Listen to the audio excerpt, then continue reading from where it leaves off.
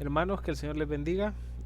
Vamos a continuar con la clase de esta semana. Continuamos en el estudio de la epístola a los romanos. Eh, Quizás antes de iniciar una pequeña retroalimentación de todo lo que hemos estado estudiando a lo largo de estas clases, vemos cómo el apóstol Pablo en esta epístola habla acerca de la naturaleza pecaminosa del ser humano, acerca de que el ser humano por sí solo está desprovisto de la justicia de Dios, pero que Dios ha provisto de un camino para la salvación.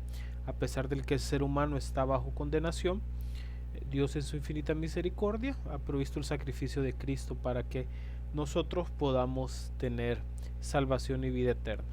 Entonces continuamos, ya vamos por el capítulo 9 de Romanos, y en esta parte vamos a hablar, o mejor dicho, Pablo habla acerca de la soberanía de Dios. Dios es soberano en todos sus actos. La idea central, debemos de reconocer que los propósitos de Dios son inmutables y estar dispuestos a someternos a su eterna soberanía, ¿verdad? Los propósitos de Dios no cambian y debemos estar dispuestos a someternos a la soberanía de Dios. El bosquejo de la clase de ahora, debemos reconocer que los propósitos de Dios son inmutables, ¿verdad? Que no cambian. Los propósitos de Dios son inmutables respecto a la salvación. Los propósitos de Dios son inmutables respecto al pueblo que ha escogido. Los propósitos de Dios son inmutables porque descansan en la palabra. Los propósitos de Dios son inmutables a pesar de la rebeldía del hombre. Debemos estar dispuestos a someternos a la soberanía de Dios, porque Dios es el autor de un plan perfecto, porque Dios es paciente, misericordioso en sus actos, porque en un acto de gracia Él salva a judíos y a gentiles. La soberanía de Dios es un punto importante que debemos de entender, por el hecho de que, como ya hablamos anteriormente, el ser humano está bajo condenación. Quizás hoy en día dentro de la iglesia o incluso fuera de la iglesia, muchos temen hablar acerca de la realidad del infierno, porque algunos no logran entender cómo un Dios de misericordia puede también, como un Dios justo y soberano, pues castigar al pecador. Pero debemos de recordar de que el ser humano va a ser castigado no por la voluntad de Dios, sino por su propia maldad y su propio pecado, y que Dios, como juez justo y soberano, ¿verdad?, dictaminará ese juicio. Y también en cuanto a la salvación, Dios es soberano en referente a los criterios que Él determina para la salvación. Y en este sentido es en el que más Pablo se basa cuando habla acerca de la soberanía de Dios. ¿Cómo decide Dios los criterios para la salvación? Son producto de su propia soberanía, están fuera de los parámetros humanos y son establecidos única y exclusivamente por Él. Bueno, en conclusión de esto del bosquejo, la soberanía de Dios es el gran tema de toda la Biblia. Dios controla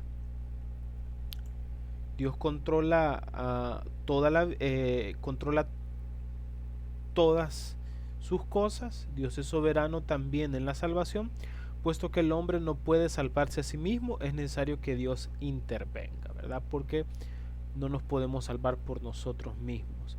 La soberanía de Dios es el gran tema de toda la Biblia, como ya lo mencionamos. Entonces también es maravilloso saber que los propósitos de Dios son inmutables y que a pesar del fracaso humano, Dios ha de llevar el plan eterno a la más gloriosa consumación, ¿verdad? Entender esa realidad debe de ser motivo de profunda gratitud, a pesar de nuestras imperfecciones, a pesar de nuestros fallos, a pesar de nuestras debilidades. Dios va a cumplir su plan, Dios va a cumplir su propósito, Dios va a llevar a cabo lo que Él ya tiene planeado y lo que Él ya tiene establecido. Pero no solamente la soberanía de Dios destaca, ¿verdad?, en lo que vamos a ver ahora, sino que también su fidelidad. Porque parte del punto principal cuando nosotros hablamos de la soberanía de Dios es que Dios es soberano en permanecer fiel a sus promesas.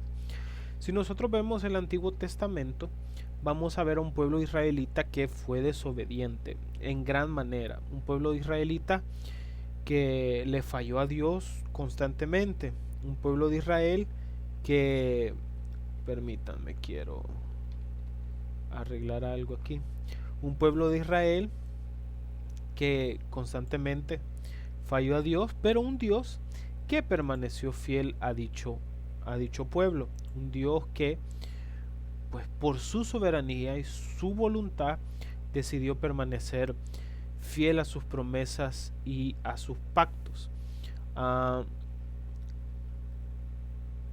En cuanto al creyente en Cristo, Dios promete que para él no hay condenación y que nada lo podrá separar del amor de Cristo. Y esto es invariable a la conducta humana del creyente, aunque entendemos y sabemos de que el cristiano ha nacido de nuevo y todo aquel que ha nacido de nuevo ya no está en condenación y por lo tanto al haber nacido de nuevo Dios permanece fiel, pero es invariable, no depende de nosotros, sino que depende de la soberanía de Dios.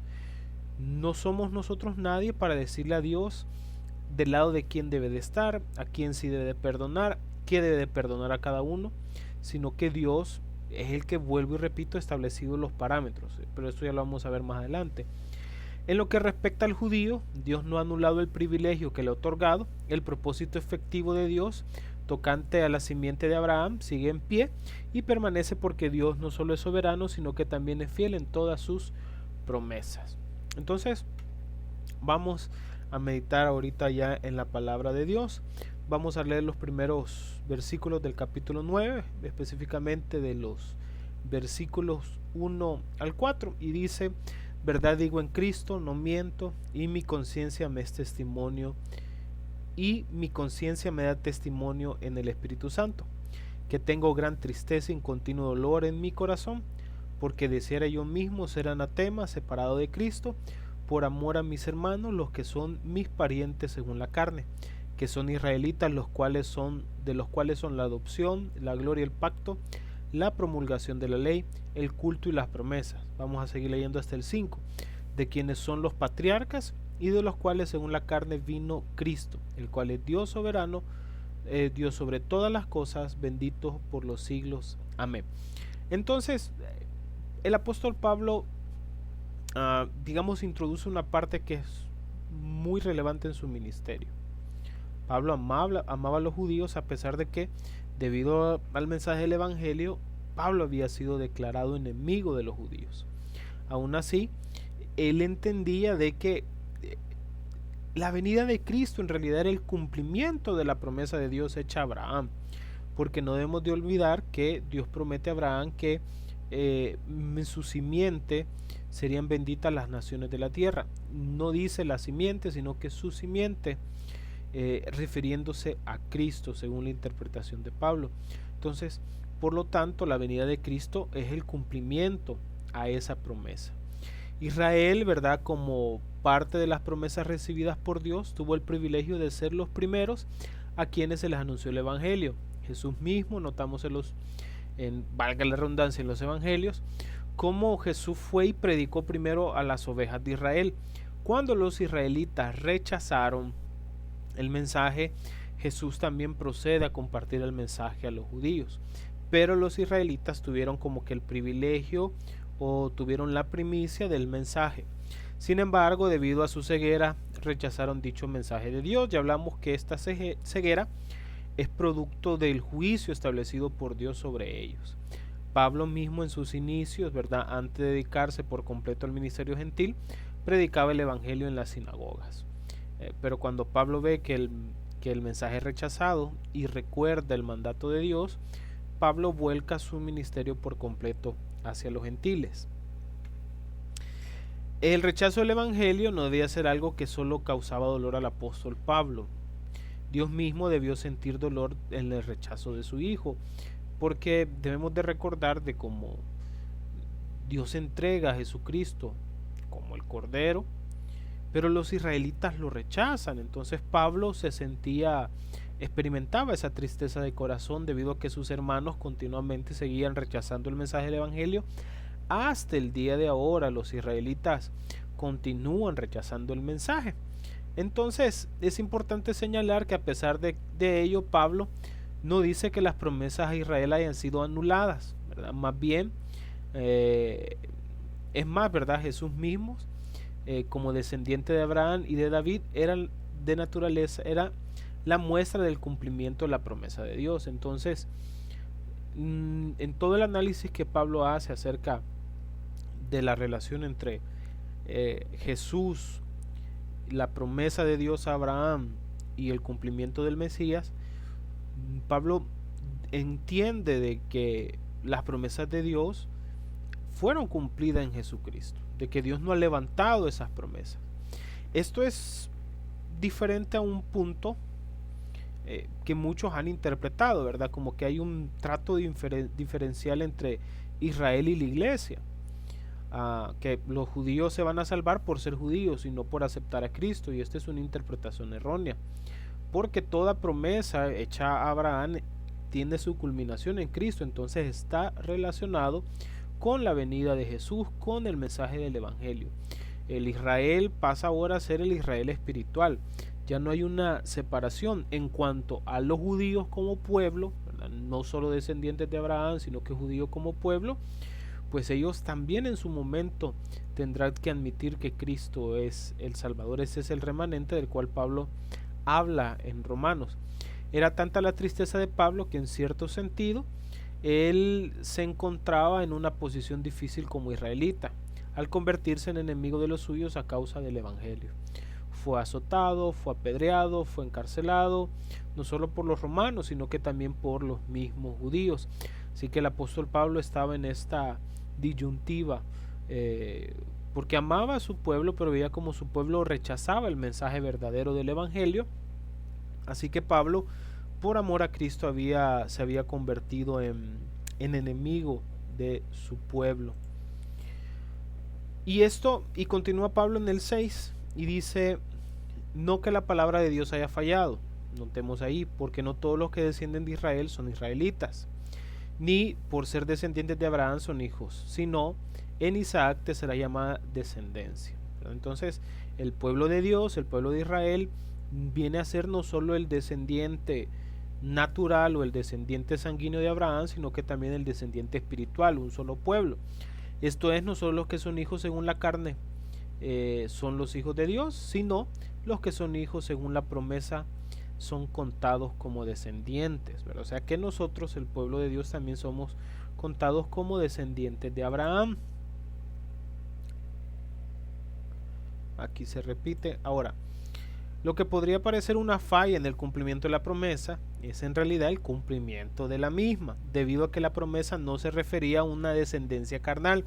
Entonces el hecho de que Israel haya sido excluido temporalmente, porque es lo que ha ocurrido, no es que Dios no haya cumplido su promesa, sino que es más bien el cumplimiento de la promesa de Dios, porque todo aquel que cree en Jesús, incluidos israelitas, son bendecidos, entran a la salvación. Así que no es que la palabra de Dios haya fallado, ¿verdad? Sino que la promesa se cumplió. Más bien el problema es que los israelitas no entendieron la naturaleza de la promesa. No tuvieron el discernimiento espiritual, no tuvieron la comprensión para entender a qué se refería la promesa de Dios. Entonces, de cierto modo, el verdadero pueblo de Dios en todo tiempo ha estado compuesto no solo por judíos, sino por todo aquel que cree. Igualmente hoy en día la iglesia está formada por judíos y no judíos. Y esto es una línea constante en las escrituras. Vemos el caso de Rahab. No era judía, pero debido a su fe vino a formar parte del pueblo de Dios como antecesora de Cristo. Vemos también el caso de Ruth, ¿verdad? Y de Noemí, como Ruth no era parte del pueblo de Dios, pero por su fe vino a formar parte también de los antecesores de Jesús. Entonces, a lo largo de la historia, no solo en la actualidad, el israelita no ha sido solo aquel descendiente de Abraham, sino que todo aquel que ha puesto su fe en la promesa de Dios.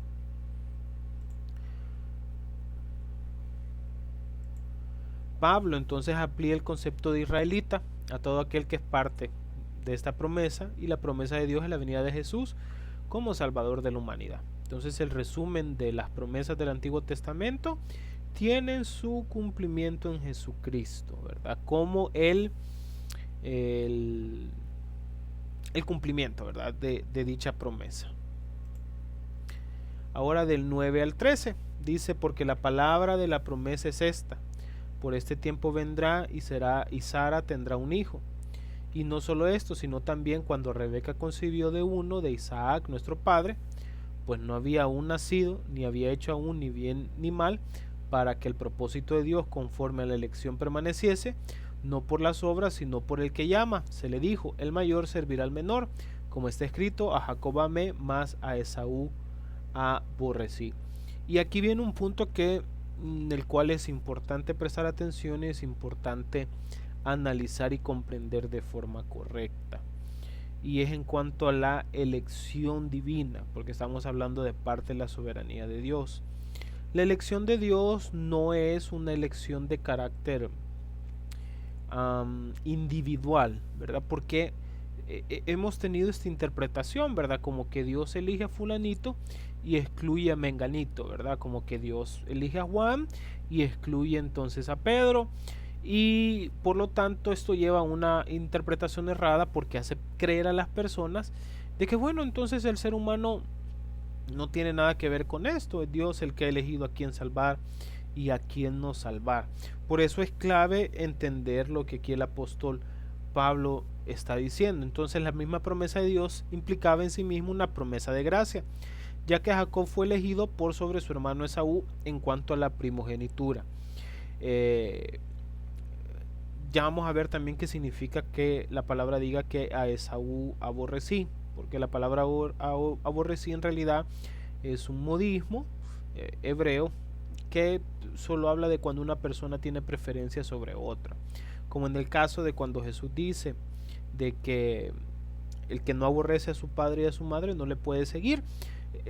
No es aborrecer de odiar como nosotros entendemos el español, sino que más bien es aborrecer de preferir o de tener preferencia al momento de tomar una decisión. Pero volviendo a esto que dice, aquí estamos hablando del criterio principal que Dios tiene para elegir a las personas, y es la gracia, ¿verdad? Jacob fue elegido por gracia, no había hecho nada. Aún antes de nacer, Jacob ya había sido elegido por Dios. Y aún dentro de la conducta de Jacob no era una conducta mejor que la de Esaú. Sin embargo, Dios mantuvo su promesa a Jacob. Entonces Jacob fue elegido. Y como vemos en la vida de ambos, Jacob no era mejor que su hermano. Fue Dios quien elige permanecer fiel a su promesa. Aquí se usa en el modismo hebreo, ¿verdad?, lo absoluto por lo relativo. Aborrecer a alguien se usaba para expresar la preferencia sobre una persona, ¿verdad? Como Jacob con sus dos esposas, que amaba una y aborrecía a otra. Aún así tenía hijos, no se trataba de que odiaba, sino que tenía preferencia sobre alguien. Debemos de notar que la elección es abordada desde el punto de la gracia, no desde la perspectiva del amor de Dios. No es que Dios amara más a uno y no amara al otro. Vamos a seguir leyendo aquí, y quizás más adelante voy a explicar un poco mejor esto de la elección. ¿Qué pues diremos? ¿Que hay injusticia en Dios? En ninguna manera. Este también es un punto relevante. ¿La elección implica que Dios es injusto? No, porque volvemos al punto, no es una elección individual, sino que Dios elige en base al criterio de la gracia como criterio. Pues a Moisés dice: tendré misericordia del que yo tenga misericordia, y me compadeceré del que me compadezca. Aquí estamos hablando sobre la soberanía de Dios. Así que no depende del que quiere, no depende del que quiere ni el que corre, sino de Dios que tiene misericordia. Porque por nuestras obras y por nuestros actos, por mucho que nos esforcemos, somos incapaces de alcanzar la justicia. La justicia es proporcionada por Dios de forma gratuita. Porque la Escritura dice a Faraón: para esto mismo te he levantado, para mostrar en ti mi poder y para que mi nombre sea anunciado por toda la tierra. De manera que de quien quiere tiene misericordia, y al que quiere endurece. Endurece. Entonces debemos de tener siempre en mente que por encima de toda la voluntad humana está la voluntad de Dios, ¿verdad? Es importante notar que Pablo sigue hablando desde la perspectiva de la soberanía de Dios, de elegir a personas débiles, no basados en sus propios méritos. Porque aquí Pablo está hablando, bueno, ¿y por qué Dios no eligió solo a los israelitas? Porque Dios elige a los gentiles, que los gentiles no cumplen los requisitos que debería de tener a alguien para ser justo. Esto se basa en la soberanía de Dios, en que Dios eligió de esta forma, ¿verdad? Elegir a los gentiles como pueblo y elegir a Israel como pueblo. Y volvemos al punto, el tema de la elección no es algo individual, sino que es algo un poco más amplio. Y aquí Pablo está hablando de que entonces la elección de Dios no se basa en el mérito humano, sino que en la propia voluntad, ¿verdad? En cuanto a mantener sus promesas. Esto no implica que la persona como tal no tenga ningún papel o decisión alguna en cuanto a la salvación, pues la gracia de Dios puede ser resistida por el hombre. Israel es un ejemplo de ello. Israel es el pueblo elegido. Sin embargo, hay israelitas que pues rechazaron a Dios, simple y sencillamente, y sobre ellos hubo juicio. ¿Qué es lo que Dios en su soberanía hizo? Mantener la promesa que Dios había dado. Pero si ya lo vamos a mantener la promesa de Israel como pueblo. Pero si vamos a lo individual, pues cada israelita decidía si oír la voz de Dios o resistirla. Pablo fue de los que escuchó la voz de Dios. Entonces, lo que Dios establece son sus criterios soberanos en este sentido. Y también hay que partir, aunque aquí no está, pero es un punto importante, que en cuanto a lo que Pablo está diciendo aquí acerca de la elección, es que todo el ser humano no parte de la justicia, sino que los seres humanos partimos desde la condenación. Quizás el mejor ejemplo para explicar esto de la elección es, hay un grupo de 10 hombres en una cárcel. Todos están condenados a muerte. Entonces viene el administrador de la cárcel y otorga un perdón para que uno de esos 10 hombres salga y no muera. Y ese criterio, ¿verdad? ¿Cuál es el criterio que este hombre establece? Digámoslo así, que este hombre diga que todo aquel que sea, quizás voy a poner un ejemplo exagerado, pero para que se pueda entender. El que tenga 21 años con 10 días será la persona que será liberada. Entonces, entre todos, ven quién cumple el criterio. Y el que cumple, si alguien cumple con ese criterio, va a ser liberado, independientemente de sus obras. Pero está cumpliendo con el criterio. Entonces, la soberanía de Dios obra de esa manera. Dios establece cuál es el criterio. ¿Y cuál es el criterio? Todo aquel que cree en Jesús.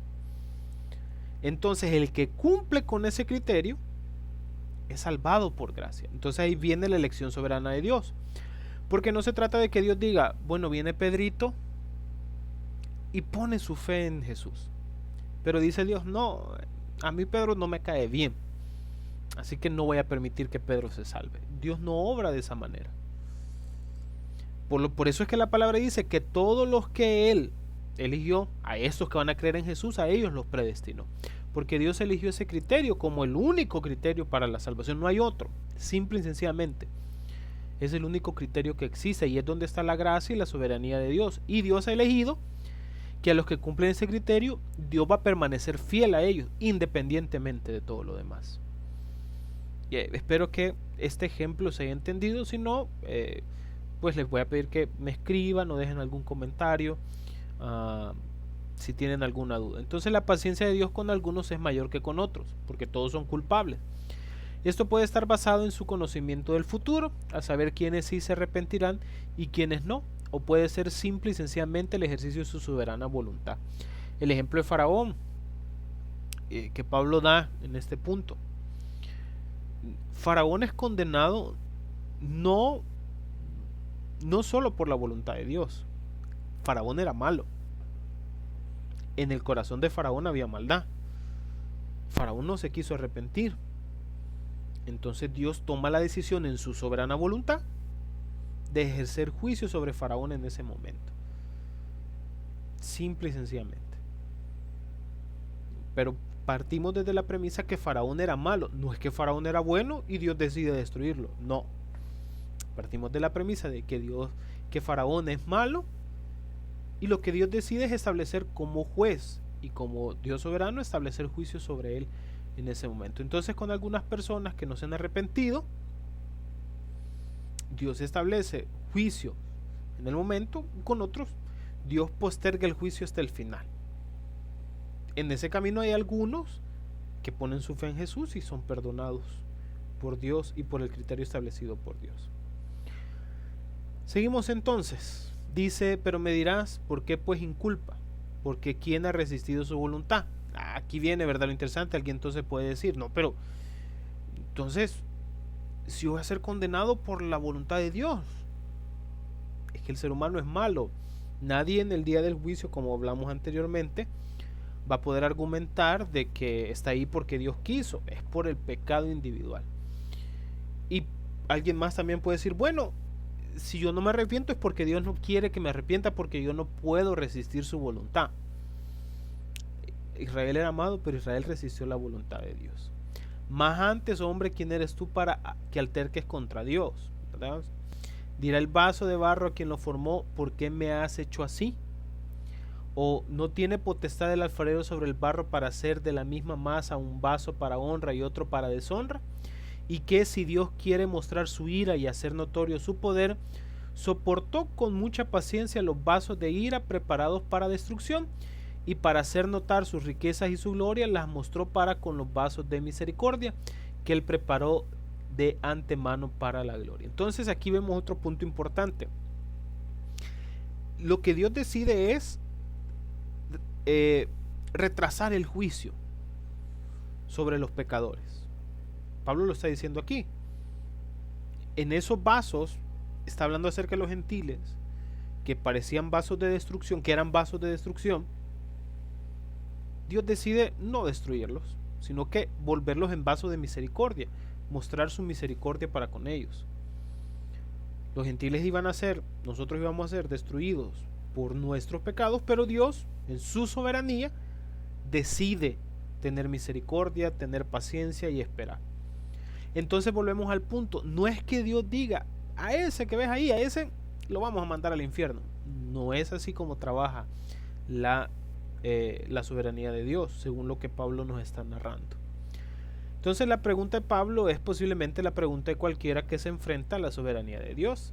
Aquí hay un punto importante de cuál debemos de partir.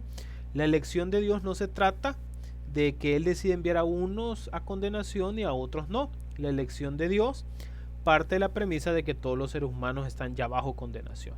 Partimos entonces desde este punto. Lo que Dios elige es con quienes tendrá misericordia y con quienes no, con quienes será paciente y con quienes no. Si alguien piensa que no puede acercarse a Dios porque no ha sido elegido, no lo sabrá, pues nunca ha buscado su misericordia, ¿verdad? Entonces, si alguien rechaza a Dios, no es porque Dios así lo eligió, es porque en su corazón hay maldad. ¿Qué es lo que Dios sí puede elegir? El momento del juicio. Yo hubo mucho tiempo en los que yo rechacé a Dios, pero Dios tuvo misericordia de mí en cuanto al juicio. Yo merecía condenación, pero Dios, un vaso de destrucción, lo volvió en un vaso de misericordia. Entonces lo que Dios elige es el tiempo del juicio con cada uno, y Dios ahí es soberano. Pero no se trata de que en algún momento yo haya dicho voy a buscar a Dios y Dios me haya dicho no, porque tú no eres elegido. No es esa la doctrina que encontramos aquí. No debemos olvidar lo afirmado por el apóstol Pablo al inicio de Romanos. Entonces este es otro punto clave. Porque no me avergüenzo del evangelio, que es poder de Dios para salvación a todo aquel que cree, al judío primeramente y también al griego. Entonces, ¿quiénes son los elegidos? Todo aquel que cree. Todo aquel que cree es el elegido de parte de Dios. Este es el criterio de Dios. A los que creen en Jesús, Dios no los rechaza. Porque si Dios eligiese a algunos y a otros no, la predicación del evangelio sería innecesaria. Llamar al arrepentimiento sería innecesario, porque entonces el hombre no tendría nada que hacer. La gente, volveríamos entonces al concepto judío de que se salvaría el pueblo de Israel solo por ser pueblo de Israel. Entonces el mensaje del evangelio quedaría anulado y se volvería innecesario.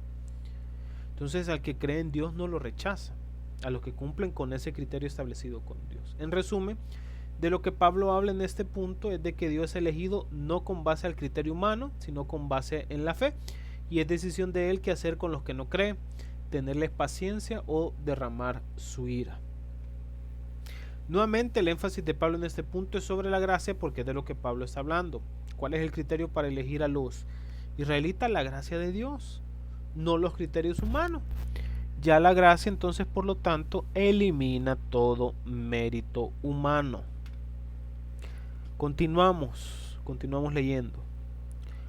Los cuales también ha llamado, esto es a nosotros, no solo los judíos, sino también a los gentiles. Como también en Oseas dice, llamaré pueblo mío al que no era mi pueblo, y a la no amada, amada. Y en el lugar donde se les dijo, vosotros no sois pueblo mío, allí serán llamados hijos de Dios. También Isaías clama tocante a Israel. Si fuera el número de los hijos de Israel como la arena del mar, tan solo el remanente será salvo. Porque el Señor ejecutará su sentencia sobre la tierra en justicia y con prontitud. Y como antes dijo Isaías, si el Señor de los ejércitos no nos hubiera dejado descendencia, como Sodoma habríamos venido a ser, y a Gomorra seríamos semejante. Entonces aquí Pablo procede a explicar parte de la soberanía de Dios, que así como su soberanía y su voluntad ha sido elegir a los gentiles por fe, su voluntad y su soberanía es mantener la promesa de Israel y que un remanente de Israel se salve. ¿Cuál es ese remanente? Los que crean en Jesús como su Señor y como su Salvador. Aún ya en el Apocalipsis, ese también es el criterio, ¿verdad?, de elección. Aquellos judíos, ese remanente, los 144,000, son aquellos que se negarán a adorar a la bestia, porque adorarán al Mesías, al Cordero, a Jesús. Entonces estos van a ser salvos, ¿verdad? Pero no se van a salvar solo por el hecho de ser judíos, sino que toda salvación es en relación con Cristo. Es debido a la elección y a la gracia que los gentiles tienen salvación, pues el pueblo que no era pueblo de Dios fue incluido en el plan de salvación. Y usamos la palabra incluido, aunque yo diría más bien revelado, porque el plan de Dios ha sido siempre para todos, ¿verdad? Pero esto fue revelado hasta la venida de Cristo. Y es también por esta misma gracia y elección que los judíos aún tienen esperanza, pues es la paciencia de Dios la que se extendió sobre ellos. Entonces tanto judíos como gentiles van a ser salvos por gracia. Tanto judíos como gentiles van a ser perdonados por gracia y por misericordia. Los judíos no se van a salvar por ser judíos, se van a salvar por la gracia y misericordia de Dios. Porque si los judíos se salvan por la ley, van a tener de qué gloriarse. Ya Pablo ha explicado que no. Ambos pueblos, un solo pueblo, una sola iglesia, se salvará por la gracia de Dios. ¿Qué pues diremos? Que los gentiles que no iban tras la justicia han alcanzado la justicia, es decir, la justicia que es por fe, mas Israel que iba tras una ley de justicia no la alcanzó, porque iban tras ella no por fe, sino como por obras de la ley. Pues tropezaron en la piedra de tropiezo, como está escrito: aquí pongo en Sión piedra de tropiezo y roca de caída, y el que creyere en él no será avergonzado. Entonces ambos pueblos, Israel y los gentiles, se aproximaron a Dios de manera diferentes. Ambos pueblos fueron escogidos, tanto los gentiles como Israel, mas los gentiles lo alcanzaron mediante la fe y los judíos lo perdieron mediante su esfuerzo basado en las obras. Esta fue la diferencia. Unos se acercaron al criterio puesto por Dios, otros no. En este punto vemos que aun cuando la elección de Dios es soberana, de cada persona depende la forma en la que busca a Dios, ¿verdad? Si yo lo busco por fe, voy a ser aceptado. Si lo busco en base a mis obras, voy a ser rechazado. Entonces, ¿cuál es el punto aquí? Que Dios es soberano y tiene misericordia de nosotros y extiende su gracia y su amor. Pero la gracia de Dios puede ser rechazada. Ahora, si alguien acepta la gracia de Dios, es eternamente elegido y Dios es eternamente soberano sobre la vida de las personas. Solamente mediante la fe es posible conocer a Jesús, la piedra angular de quien se tratan todas las escrituras. Entonces, en cuanto a Jesús, que es el centro de la salvación, los gentiles que pusieron su fe en Él tienen salvación y los judíos que tropezaron en Él se han perdido. Entonces, en resumen de esta parte que hemos hablado, la soberanía de Dios es uno de los temas que la Biblia enseña con mayor claridad. Dios es soberano en todas sus acciones y siempre actúa con perfecta sabiduría, no caprichosamente. Un ejemplo de esto es el diluvio. Vemos el caso del diluvio. Noé y su familia se salvaron porque Noé creyó en el anuncio de Dios. ¿Cuál era el criterio de salvación en el tiempo del diluvio? Subir al arca. Ese era el criterio. Los únicos que subieron porque Dios lo ordenó así directamente fueron los animales. De allí, todas las personas de la época de Noé tuvieron oportunidad de subir al arca. Yo estoy seguro que Dios hubiera querido que muchos subieran al arca, pero no creyeron en que iba a haber destrucción. Al no creer, toman la decisión de no subir, y al no subir fueron destruidos por su incredulidad. Entonces, ¿cuál era el criterio? Tener fe y subir al arca. Y vemos cómo Noé lo anuncia y nadie cree. Entonces, la elección de Dios no obra en el sentido de que Dios dice: ves aquel que es malo y no cree, aunque no crea, súbanlo al arca. No. ¿Cuál es el papel del hombre? Tener fe. ¿Cuál es el papel del ser humano? Creer. Es lo único. Y esa no es una obra, para nada, sino que creer el anuncio de Dios. Entonces, Dios no elige a las personas de forma caprichosa. La sabiduría de Dios, sin embargo, no anula la responsabilidad humana, sino que la incluye. El hombre es responsable delante de Dios y como tal tiene que dar cuentas a su Creador.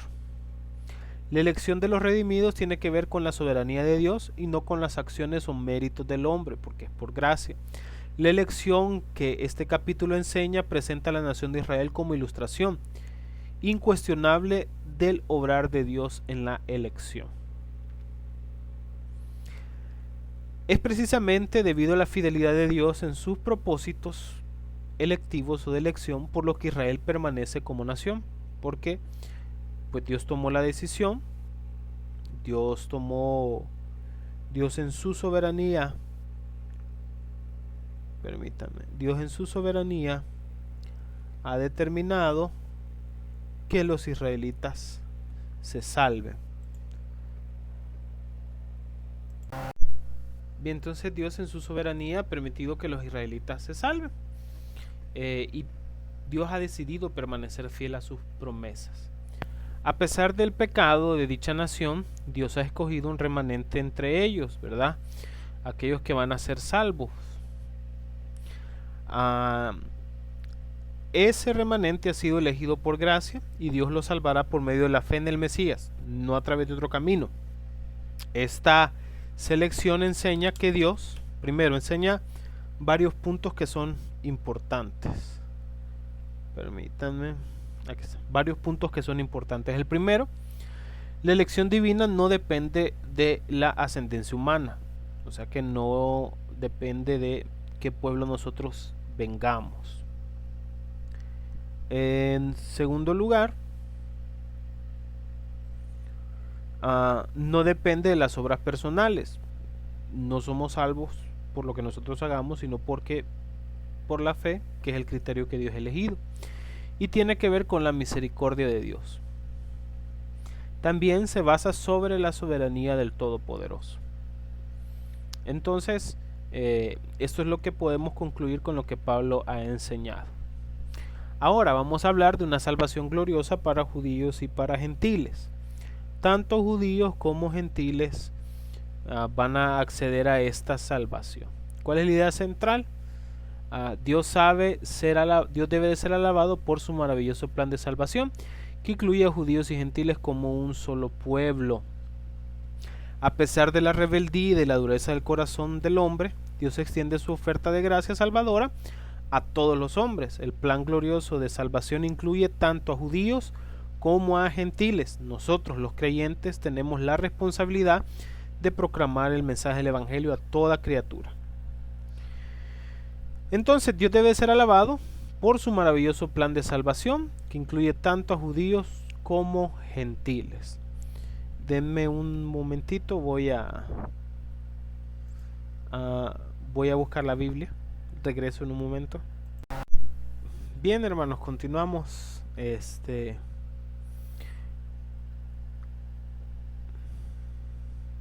Entonces, permita. Aquí está. Bien, entonces Dios debe de ser alabado por su maravilloso plan de salvación, que incluye tanto judíos como gentiles. Vamos a leer Romanos 10 del 1 al 4. Dios debe ser alabado porque su maravilloso plan de salvación es aparte de las obras de la ley.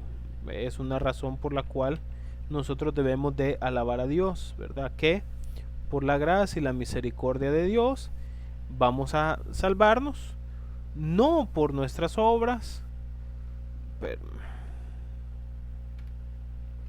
no porque seamos buenos, no por nada de eso, sino que por la gracia, la misericordia y la bondad de Dios. Vamos a leer Romanos 10 del 1 al 4. Dice: hermanos, ciertamente el anhelo de mi corazón y mi oración a Dios por Israel es para salvación, porque yo le doy testimonio de que tienen celo de Dios, pero no conforme a ciencia, no conforme al conocimiento, porque ignorando la justicia de Dios y procurando establecer la suya propia, no se han sujetado a la justicia de Dios, porque el fin de la ley es Cristo para justicia a todo aquel que cree.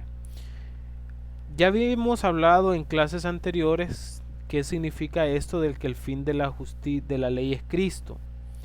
¿Por qué Pablo hace esta afirmación y por qué aquellos que dicen que la ley sigue vigente están equivocados? La ley termina cuando Cristo viene, porque Cristo cumple con las demandas de la ley. Entonces ya no se puede alcanzar salvación por la ley, porque las demandas de la ley, que eran el señalamiento del pecado, han sido entonces cumplidas, y por lo tanto se vuelve ineficaz para salvar al hombre. Y debemos de alabar a Dios porque su plan, a pesar de que los judíos buscaban a Dios a través de esto, su plan de salvación excluye las obras. Su plan de salvación no está relacionado con la ley, porque la ley ya no está vigente. Dios debe ser alabado porque la salvación es por la fe en Jesús. Entonces, si la ley ha sido ya abolida, la salvación solo puede ser a través de Jesús, porque ya no hay otro camino mediante el cual el ser humano puede alcanzar salvación, ya que pues es solo a través de Cristo. Vamos a leer Romanos del 5 al 10. Porque de la justicia que es por la ley, Moisés escribe así: el hombre que haga estas cosas vivirá por ellas. O sea, vivirá atado a ellas, y si no las cumple morirá. Si el creyente viviera atado a la ley, moriría. No hay esperanza de resurrección, porque la ley no tiene un plan de salvación, sino que solo de condenación. Pero la justicia que es por fe dice así: no digas en tu corazón quién subirá al cielo. Esto es para traer abajo a Cristo. O sea que no hay que preguntarse quién es el que va a agradar a Dios. Dios envió a su Hijo por amor a nosotros. O quién descenderá al abismo. Esto es para hacer subir a Cristo entre los muertos, ¿verdad? ¿Quién se salvará? ¿Quién morirá? Cristo resucitó. Mas ¿Qué dice? Cerca de ti está la palabra, en tu boca y en tu corazón. Esta es la palabra de fe que predicamos, que si confesares con tu boca que Jesucristo es el Señor y creyeres en tu corazón que Dios lo levantó entre los muertos, serás salvo. Porque con el corazón se cree para justicia, pero con la boca se confiesa para salvación. Entonces, la salvación de Dios viene únicamente a través de creer en Jesús, en su muerte, en su resurrección, en este mensaje, creer en su salvación, que la salvación procede únicamente de Él. No hay otro criterio, ese es el único. Dios debe de ser alabado porque la salvación es ofrecida a todos los hombres. Vamos a leer del 11 al 13. Dios debe de ser alabado porque la salvación es ofrecida a todos los hombres, ¿verdad? O sea que Dios ofrece su salvación a todos. Dios no hace acepción de personas. Del 11 al 13 dice, pues la Escritura dice, todo aquel que en Él creyere no será avergonzado. Entonces, ¿para quién es la salvación? Para todo aquel que cree. Retomando el tema pasado que estuvimos hablando hace un momento, no es que Dios elija de forma arbitraria, Dios ha elegido a los que creen. Entonces está en el ser humano creer.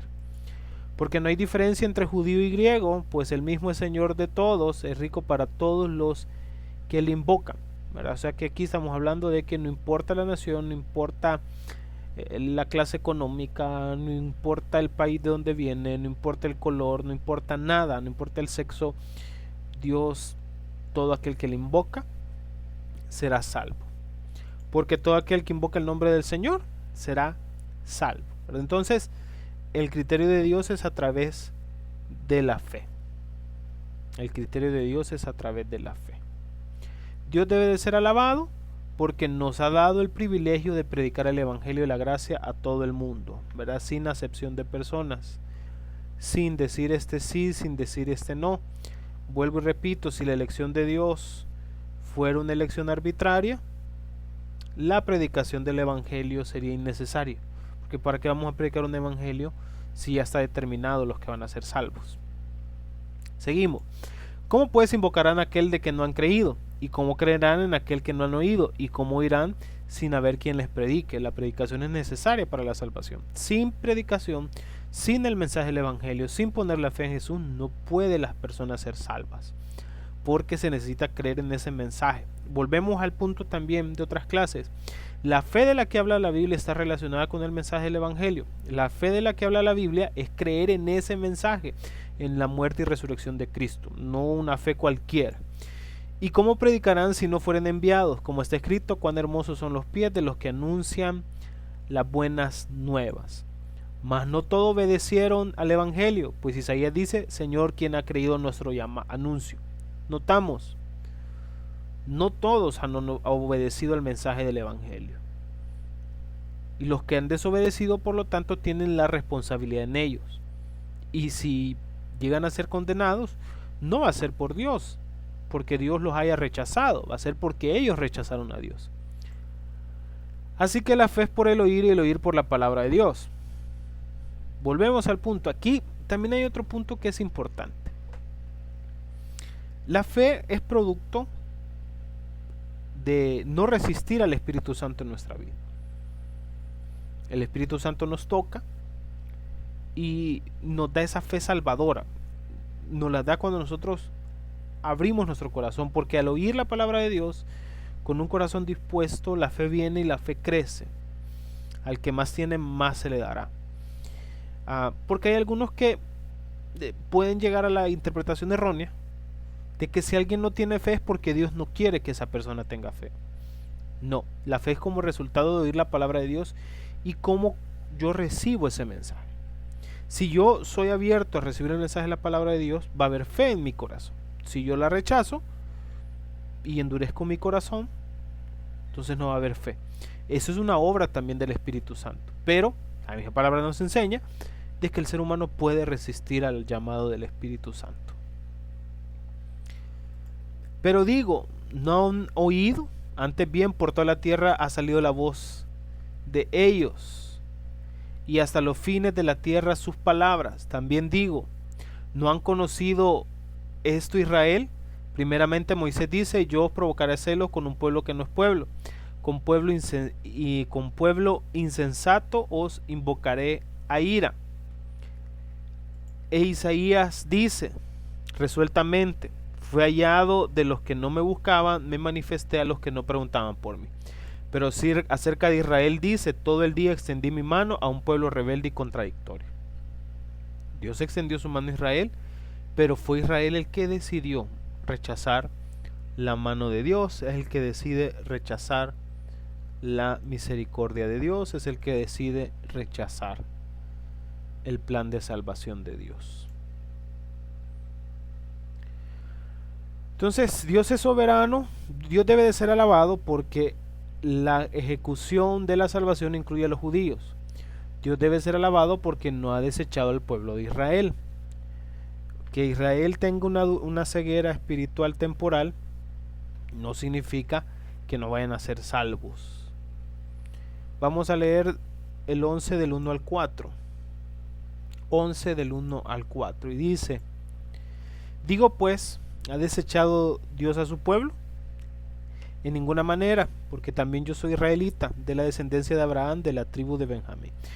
Pablo y todos los judíos que se han convertido al mensaje del evangelio son la muestra de que Israel no ha sido desechado por completo, pero sí de que un remanente se salvará.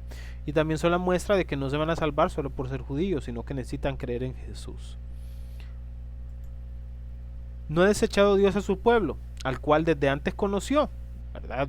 Desde antes Dios ya tenía preparado a ese pueblo.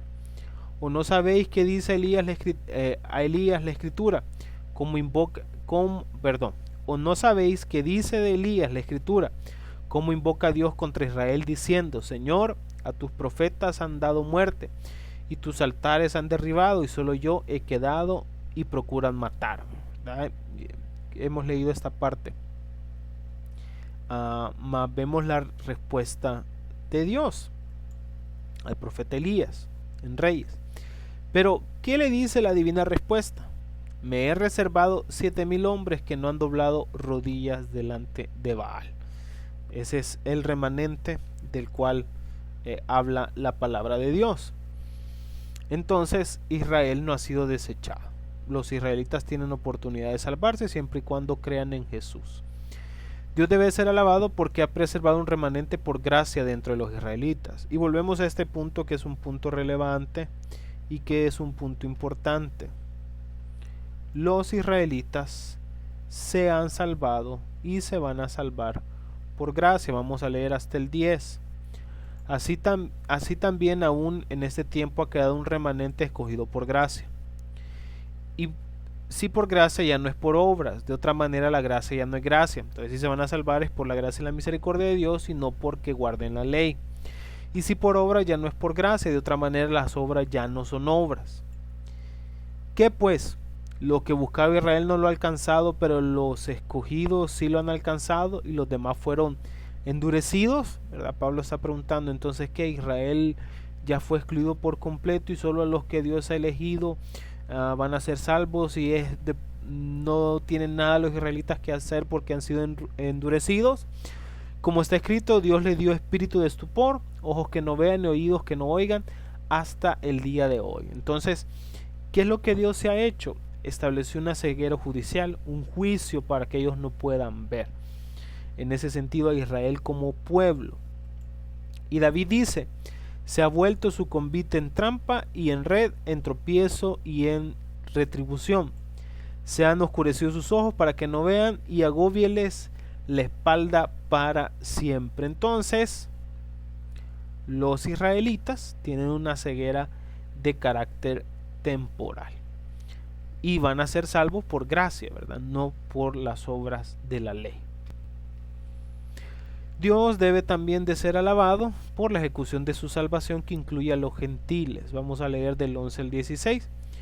Dios debe de ser alabado porque ha usado la transgresión de Israel para traer salvación a los gentiles. Del 11 al 16. Digo pues, ¿han tropezado, los de Israel para que creyese.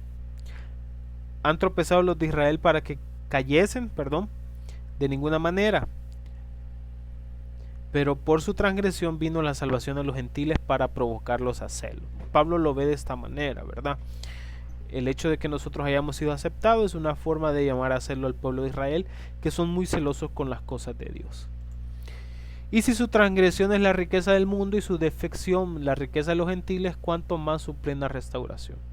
O sea que si ha sido una bendición de que ellos han sido excluidos para que nosotros hayamos sido aceptados, la restauración de Israel por gracia, no por obras, porque su corazón está endurecido y por obras no podrán ser salvos, pues también va a ser una gran bendición, ¿verdad? Y una gran riqueza. Porque a vosotros hablo gentiles, por cuanto yo soy apóstol de los gentiles, honro mi ministerio. Volvemos al punto que Pablo mencionó antes, que él desearía que los israelitas se salven, pero aún así él está encargado de llevar el mensaje del evangelio de los gentiles y él no honra ese ministerio. Por si de alguna manera provocara celos de los de mi sangre y hacerlos salvos a alguno de ellos, ¿verdad? Pablo tenía la esperanza y muchos judíos también de la época de Pablo se salvaron. Bernabé era judío y otros, ¿verdad? Fueron salvos debido a que ellos vieron la verdad y esa venda se quitó.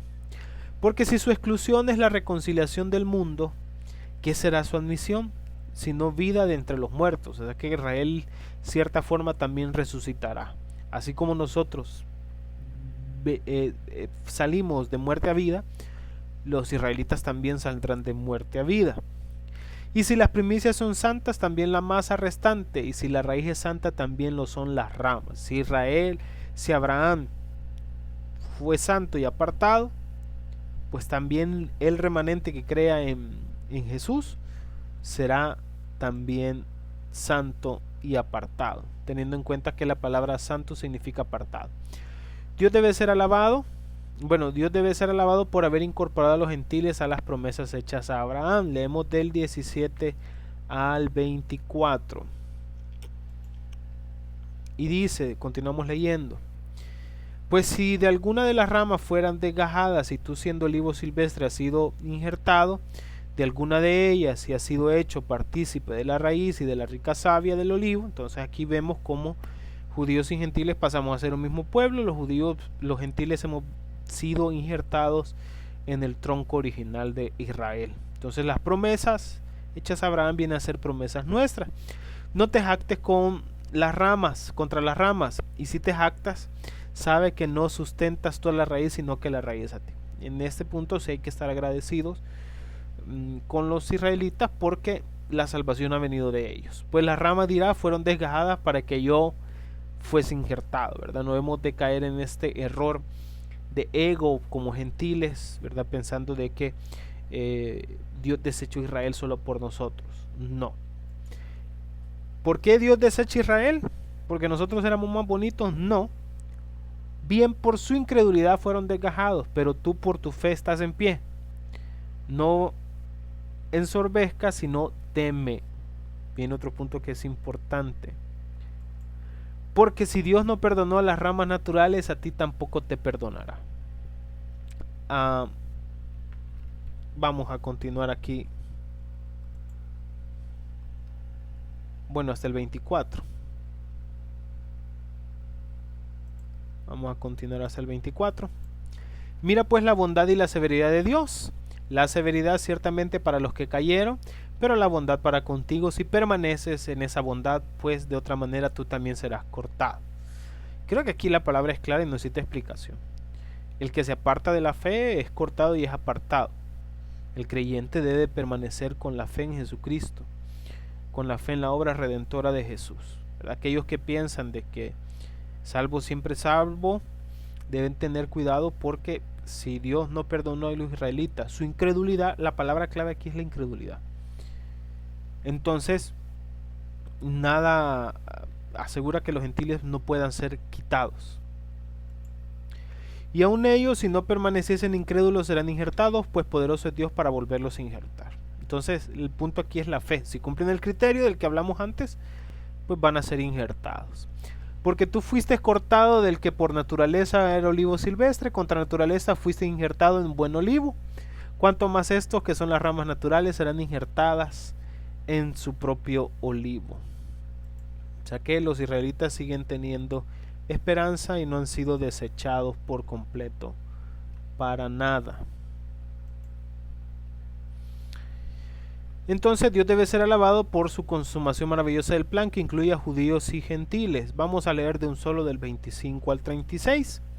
Dios debe ser alabado por la consumación maravillosa del plan de salvación para los gentiles, y Dios debe ser alabado por la consumación de su plan maravilloso y su salvación a Israel.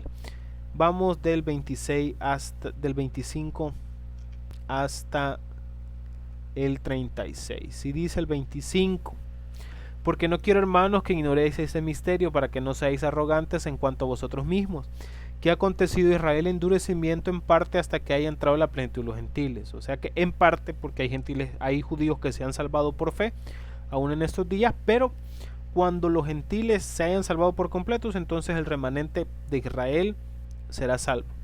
Y luego Israel será salvo, como está escrito: vendrá de Sión libertador, que apartará a Jacob la impiedad. Y este será mi pacto con ellos cuando yo quite sus pecados. O sea que por gracia los israelitas permanecen, la promesa sigue firme y un remanente será salvo. Así que en cuanto al evangelio son enemigos por causa de vosotros, pero en cuanto a la elección son amados por causa de los padres, ¿verdad? O sea que aunque temporalmente son enemigos debido a que rechazan el mensaje del evangelio, siguen siendo amados por Dios por las promesas que Dios hizo a los padres, a Abraham, Isaac y Jacob, ¿verdad? Que esas promesas siguen fieles hasta el día de ahora. Porque irrevocables son los dones y el llamamiento de Dios, ¿verdad? O sea que ya hablamos de la soberanía de Dios, y Dios ha decidido permanecer firme a ese llamado que hizo al pueblo de Israel. Pues como vosotros también en otro tiempo erais desobedientes a Dios, pero ahora habéis alcanzado misericordia por la obediencia de ellos. Por la desobediencia de ellos, perdón. O sea que esa dureza nos benefició a nosotros como gentiles. Así también estos ahora han sido desobedientes, para que por la misericordia concedida a vosotros ellos también alcancen misericordia. Es como algo recíproco. Ellos nos bendicieron por desobediencia, y nuestra obediencia los va a bendecir a ellos, para que sean también perdonados cuando ellos vean la obra que Dios ha hecho en medio de los gentiles. Porque Dios sujetó a toda esa desobediencia para tener misericordia a todos. Bonito pasaje lo que dice aquí Pablo. Judíos y gentiles fueron sujetos a desobediencia. O sea que judíos y gentiles fueron desobedientes. Judíos y gentiles se van a salvar por gracia. Todo aquel que predica o enseña de que los judíos se van a salvar por un plan diferente están errados completamente, porque no es lo que la palabra enseña. Oh profundidades de la riqueza y de la sabiduría de Dios y de la ciencia de Dios, cuán insondables son sus juicios, inescrutables sus caminos. ¿Cómo se podría haber descubierto esto si no es a través de la gracia y misericordia de Dios? Algo que parecía improbable aún antes de la venida de Cristo era el plan que Dios tenía preparado. Porque ¿quién entendió la mente del Señor, o quién fue su consejero? ¿Quién puede decir cómo debe hacer las cosas Dios? Nadie. ¿O quién le dio a él primero para que fuese recompensado? Nadie. Dios no le debe nada ni a israelitas ni a gentiles. Dios no está en deuda con nosotros, nosotros somos los deudores. Porque de Él y por Él y para Él son todas las cosas, sea la gloria por los siglos. Amén. O sea que la salvación depende única, ese regalo de gracia es únicamente por la bondad de Dios.